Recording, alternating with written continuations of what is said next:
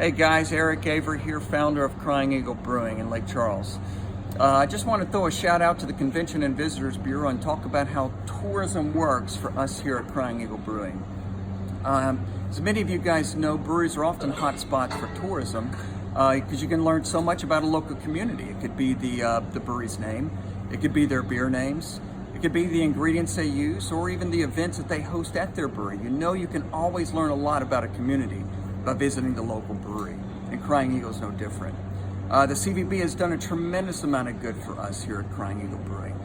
We routinely host brewery tours and samplings of beers from some of the folks they bring in from all over the world. Through these tours and tastings, they can learn a lot about the local communities, a lot about Crying Eagle, and really enjoy themselves while they're doing it. Another cool thing that the CVB does for us is just is the marketing that they do for our area. Okay, and not just our area, but Crying Eagle too.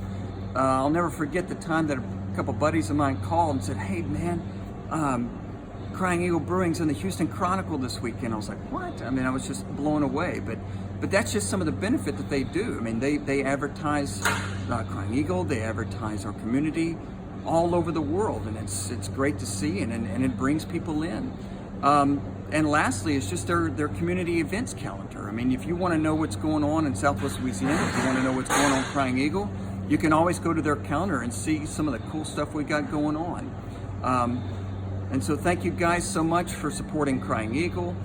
Thank you CVB for all you guys have done. And if you want to know more about how tourism works in general, you can visit their website at visitlakecharles.org/tourism.